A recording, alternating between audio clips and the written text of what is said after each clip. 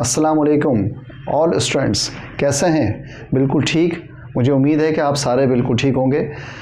सबसे पहले तो मैं आपको एक बात डिस्कस कर दूं और वो ये है कि एजुकेशन सिनेमा एक बेहतरीन प्लेटफॉर्म है जहां हम अपने स्टूडेंट्स को तमाम एकेडमिक जितनी भी इंफॉर्मेशंस हैं वो देते हैं। तो अब हमने एक न्यू टॉपिक स्टार्ट किया है और वो है कॉमर्स का। तो ये जो मैं वीडियो आपके सामने लेकर आया हूँ ये वो तमाम स्टूडेंट्स के लिए सबसे ज़्यादा बेनिफिशियल है जिन्होंने अभी कॉमर्स में ज्वाइन किया है, फर्स्ट ईयर कॉमर्स, और वो तमाम स्टूडेंट्स जिन्होंने बीकॉम में एडमिशन लिया है। कुछ स्टूडेंट्स ऐसे होते हैं जो साइंस से कन्वर्ट होकर बीकॉम में आते हैं। तो आज मैं आपके लिए एक बेहतरीन वीडियो लेकर आया हूँ और वो वीडियो के अंदर आप कॉमर्स की एक एक चीज़ को बेहतरीन तरीके से सीख लेंगे। तो चलें, वक्त को ज़ाया किए बगैर हम अपने टॉपिक की तरफ चलते हैं।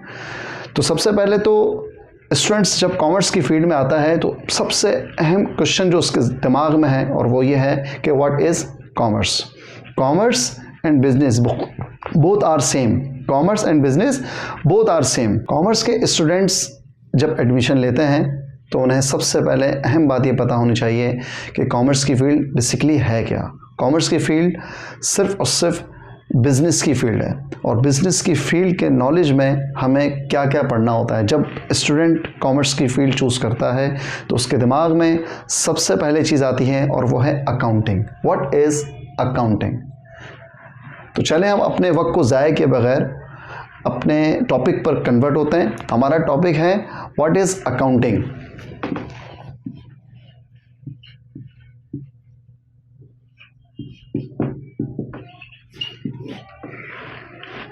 अकाउंटिंग एक आर्ट है जहां हम रिकॉर्डिंग करते हैं, समराइजिंग करते हैं और फाइनेंशियल रिपोर्ट बनाते हैं एनी ऑर्गेनाइजेशन। अब स्टूडेंट्स को सबसे पहले तो डिफाइन ये करना ज़रूरी है कि ऑर्गेनाइजेशन है क्या चीज़। एक ऑर्गेनाइजेशन का मतलब ये है कि एक ऐसा इदारा जहां मुख्तलिफ लोग मिलकर काम कर रहे हों, चाहे वो बिजनेस ऑर्गेनाइजेशन हो या नॉन बिजनेस ऑर्गेनाइजेशन हो। It's called organisation. हम बात करते हैं ऑर्गेनाइजेशन की। What is organisation. ऑर्गेनाइजेशन एक ऐसा इदारा जहां मुख्तलिफ लोग मिलकर काम कर रहे हों, इट्स कॉल्ड ऑर्गेनाइजेशन। अब ऑर्गेनाइजेशन की भी ना दो कैटेगरीज हैं। सबसे पहले हमें पता होना चाहिए कि ऑर्गेनाइजेशन कितने टाइप की होती हैं। तो ऑर्गेनाइजेशन होती हैं दो किस्म की। नंबर वन,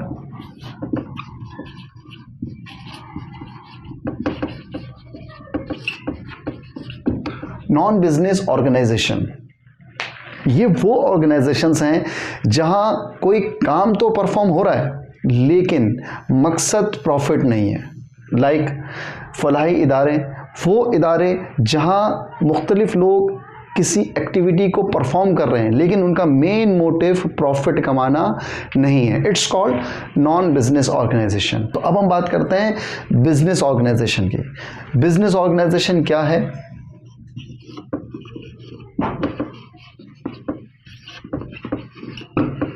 बिजनेस ऑर्गेनाइजेशन वो तमाम ऑर्गेनाइजेशंस हैं जहां मुख्तलिफ लोग काम करते हैं। कोई एक शख्स काम करता है लेकिन उसका मेन पर्पस सिर्फ और सिर्फ प्रॉफिट कमाना है। It's called business organisation. अच्छा, बिजनेस ऑर्गेनाइजेशंस के अंदर भी तीन किस्म की कैटेगरीज हैं। Number one,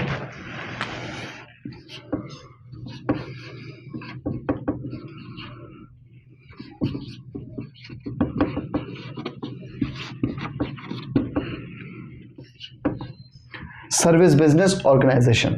service business organisation से मुराद ये वो ऑर्गेनाइजेशंस हैं जहां मुख्तलिफ लोग काम करते हैं लेकिन अपना जो प्रॉफिट जनरेट करते हैं वो प्रॉफिट सिर्फ और सिर्फ अपनी स्किल्स के थ्रू लेते हैं, अपनी एबिलिटी के थ्रू लेते हैं। ये तमाम ऑर्गेनाइजेशंस सर्विस बिजनेस ऑर्गेनाइजेशंस होती हैं। लाइक जैसे एक डॉक्टर है, वो डॉक्टर एक पेशेंट को देखता है और अपनी फीस चार्ज करता है। It's called service organisation. एक इंजीनियर है, इंजीनियर अपनी किसी भी काम को परफॉर्म करता है और उसकी फीस चार्ज करता है। It's called service organisation. अब हम बात करते हैं ट्रेडिंग ऑर्गेनाइजेशन की।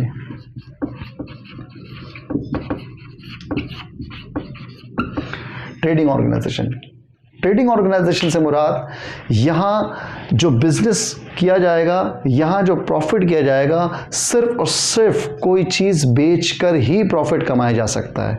लाइक हम किसी कपड़े की दुकान पर चले जाएं तो कपड़े वाला जब कपड़े बेचेगा तो प्रॉफिट कमाएगा।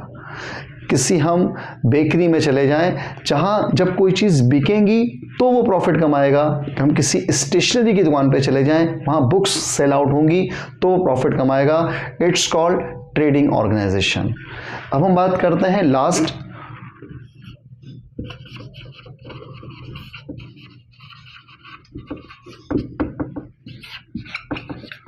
Manufacturing organisation.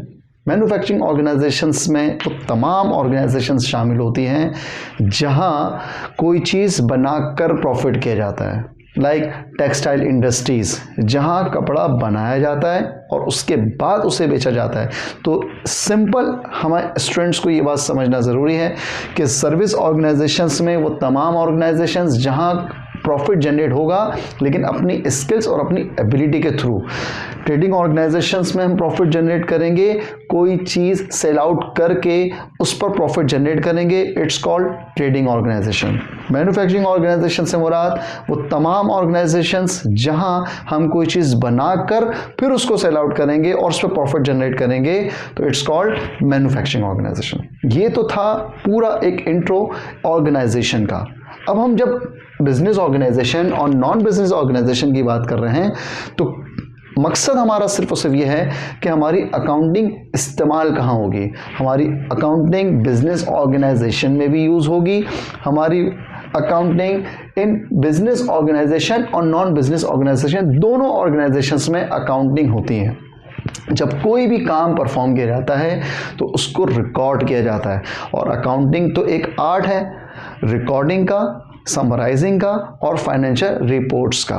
तो ये तो था बेटा तमाम एक इंट्रो कि हम अकाउंटिंग बेसिकली क्यों पढ़ रहे हैं।